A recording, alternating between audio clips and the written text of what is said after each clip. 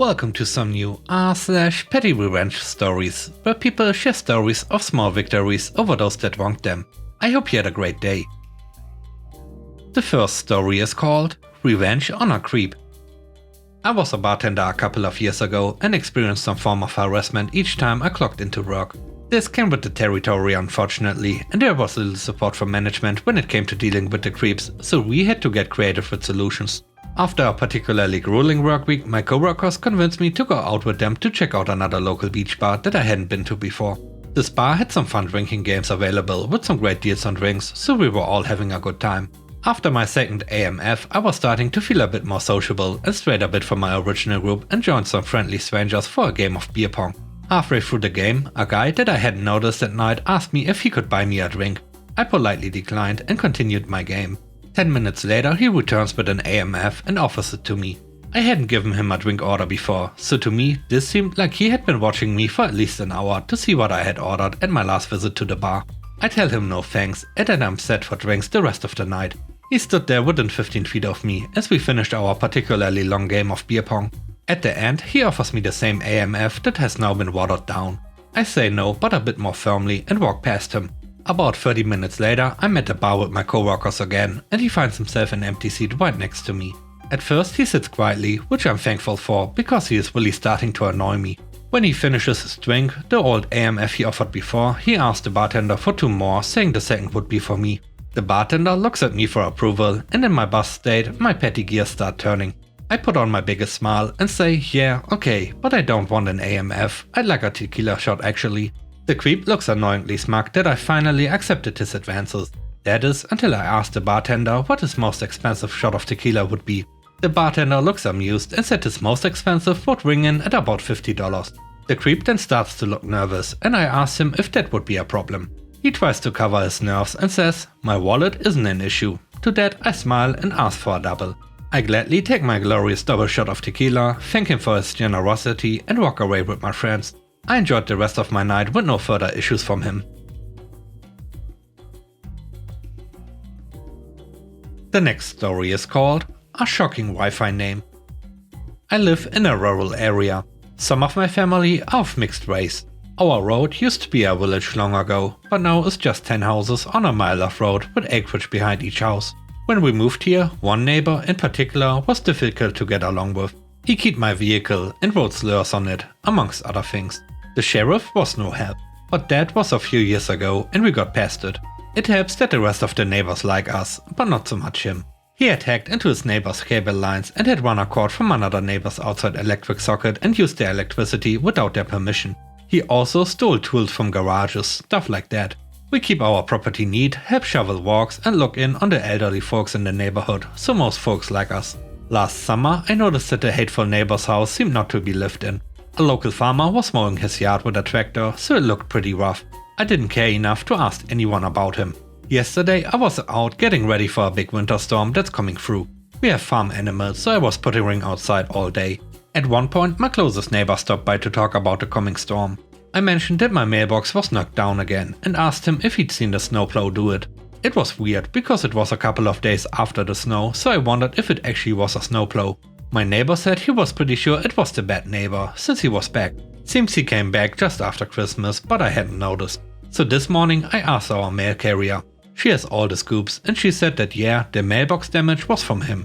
He and a friend had damaged several with a baseball bat one night and she had reported it. But as I said, our sheriff is kinda useless. She also told me that this neighbor had been involved in some well-publicized criminal activity down in Washington DC last winter with a buddy of his and several thousand other people.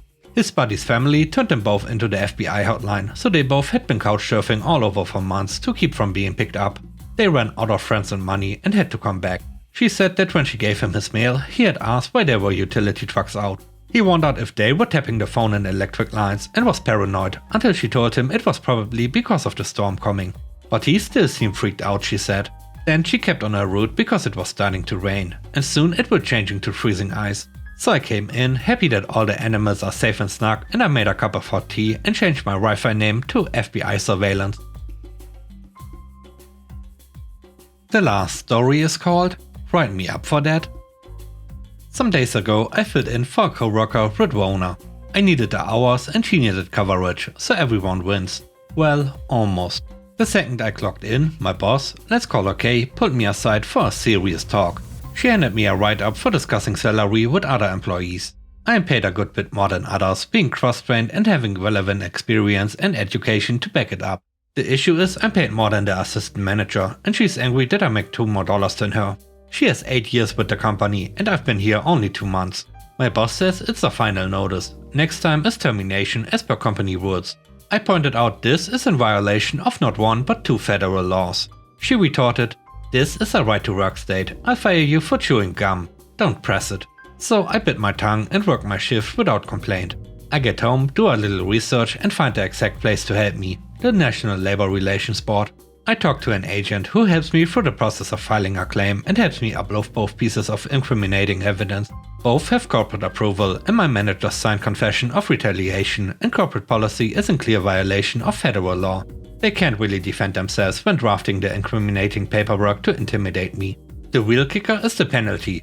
On top of restitutions to employees affected, me, they also lose government contracts. This hurts my job extra hard as a pharmacy. As a pharmacy tech, I know for a fact that 50+% of our money is from Medicare and Medicaid programs that we will lose permanently. I've already got a job lined up and I was planning on jumping ship the day my new one started, but I couldn't be happier to burn the ship down on the way out. I haven't even informed my current job that I'll be leaving the second my background checks clears. I will pick up my badge with a real healthcare provider that will actually put my skills to use. Poor Kay better hope she doesn't chew any gum, because her boss is gonna crucify her when they get served with papers.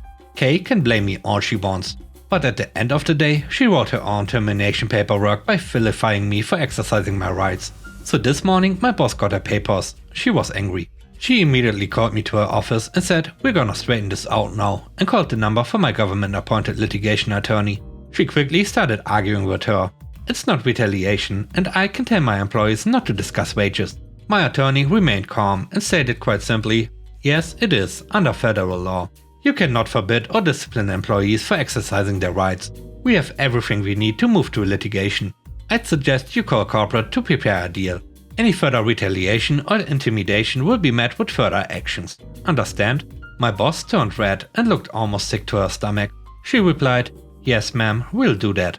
He then turned to me slowly, then changed her tune to be as sickly sweet as possible. She chimed, "You know I meant well, right? I'm not one to retaliate and we have that policy to keep the peace. We'll just get rid of this write-up, okay?" She then retracted the write-up on my record and put me at 0 infractions in the system and has been oddly nice all day.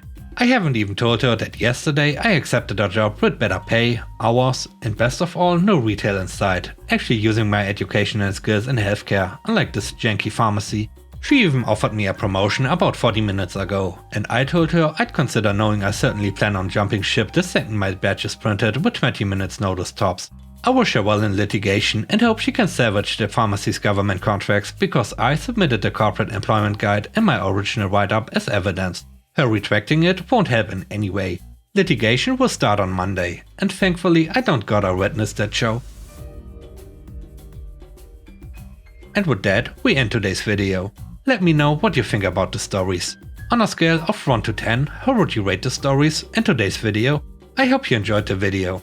If you did, please don't forget to subscribe and hit the like button. And I hope you have a great day. Stay safe. Bye bye.